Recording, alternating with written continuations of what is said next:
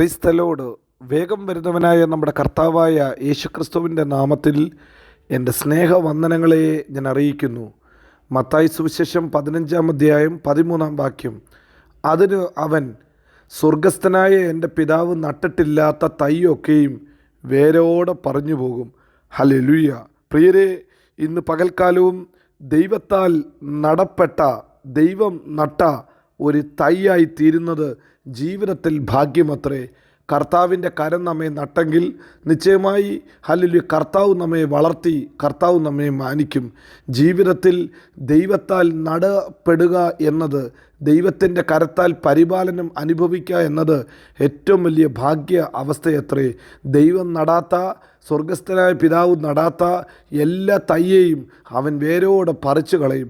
പ്രിയരെ, ഇന്ന് പകൽക്കാലം ഈ ഒരു വാക്യം വായിക്കുമ്പോൾ തന്നെ പരിശുദ്ധാത്മാവ് നമ്മെ 3 കാര്യങ്ങൾ ഓർമ്മപ്പെടുത്തുന്നു. ഒന്ന്, നമ്മുടെ കർത്താവ് ഹല്ലേലൂയ ഒരു നല്ല കൃഷിക്കാരനാണ്. നമ്മുടെ കർത്താവ് ഒരു നല്ല പ്ലാന്ററാ. ഹല്ലേലൂയ, അവൻ നട്ടതൊക്കെയും ഹല്ലേലൂയ ഫലം കായ്ക്കും. പ്രിയരെ, കർത്താവിൻ്റെ കരങ്ങളിലേക്ക് നാം ഏൽപ്പിച്ചു കൊടുക്കണം ഈ പകൽക്കാലം.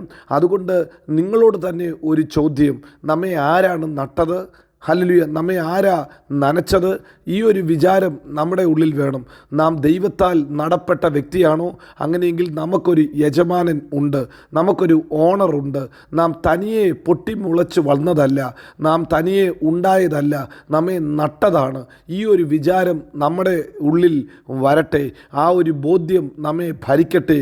നമുക്കൊരു ഉടമസ്ഥനുണ്ടെന്ന്, നമുക്കൊരു യജമാനനുണ്ട് എന്നൊരു വിചാരം നമുക്ക് വേണം. അങ്ങനെയെങ്കിൽ യജമാനൻ കരത്തിൽ ഏൽപ്പിക്കുക എന്നത് ഏറ്റവും ഇമ്പോർട്ടൻ്റായ കാര്യമത്രേ.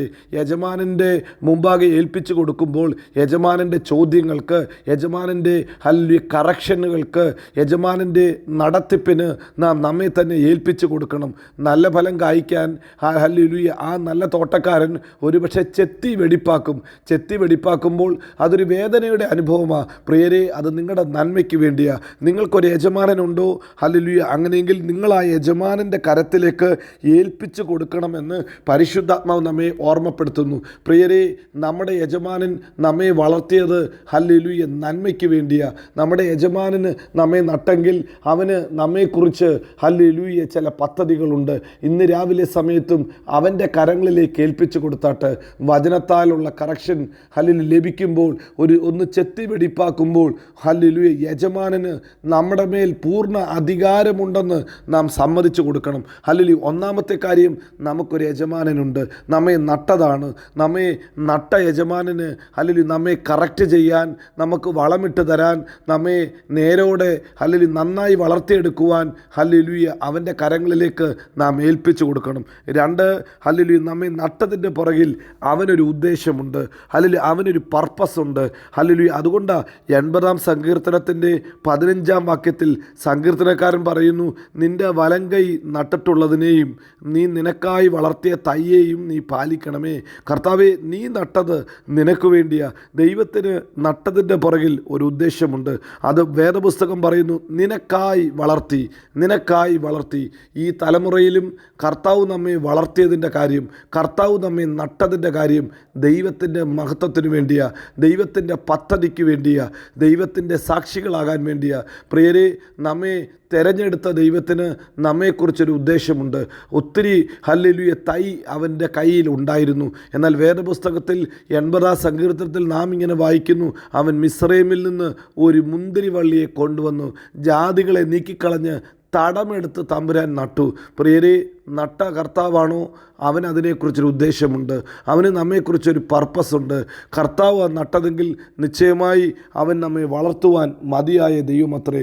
ഇന്ന് പകൽക്കാലവും അവൻ്റെ പർപ്പസിന്, അവൻ്റെ പദ്ധതിക്കൊന്ന് ഏൽപ്പിച്ചു കൊടുത്താൽ മാത്രം മതി.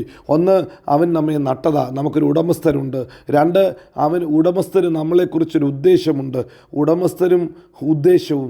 3-ാമതായി പറയുന്നു ഹല്ലേലൂയ, നാം ദൈവമാണ് നമ്മെ നട്ടതെങ്കിൽ നമുക്കൊരു ഉടമസ്ഥനുണ്ടെങ്കിൽ ആ ഉടമസ്ഥൻ നമ്മെ ഹല്ലേലൂയ ഫലപ്രാപ്തിയിലേക്ക് നയിക്കും.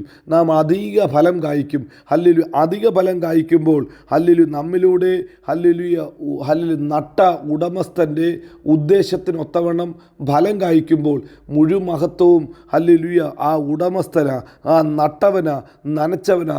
തക്ക സമയത്ത് വെള്ളമൊഴിച്ച് തക്ക സമയത്ത് വളമിട്ട് നമ്മെ വളർത്തിയെടുത്തെങ്കിൽ മഹത്വം കർത്താവിന് കൊടുക്കണം. ഹല്ലേലൂയ എല്ലാ നല്ല ദാനങ്ങൾക്കായിട്ടും എല്ലാ വലിയ ഫലങ്ങൾക്കായിട്ടും ഹല്ലേലൂയ നാം ദൈവത്തിന് മഹത്വം അർപ്പിക്കണം.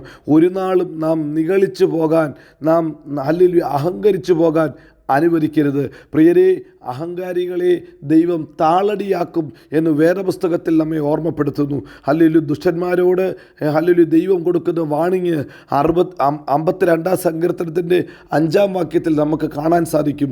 ദൈവം നിന്നെയും എന്നേക്ക് നശിപ്പിക്കും, നിൻ്റെ കൂടാരത്തിൽ നിന്ന് അവൻ നിന്നെ പറിച്ചു കളയും, ജീവനുള്ള ദേശത്ത് നിന്ന് അവൻ നിന്നെ നിർമൂലമാക്കും. കർത്താവ് നടാത്ത തയ്യെ തൻ്റെ കൂടാരത്തിനകത്തുനിന്ന് പറിച്ചു കളയാനും ദൈവത്തിന് സാധിക്കും. ദുഷ്ടന്മാർ അല്ലെങ്കിൽ ദൈവം നടാത്തവൻ ഒത്തിരി പ്രബലമായി ഒത്തിരി വലിയ പച്ചവൃക്ഷം പോലെ വളർന്നു വന്നെന്നിരിക്കാം.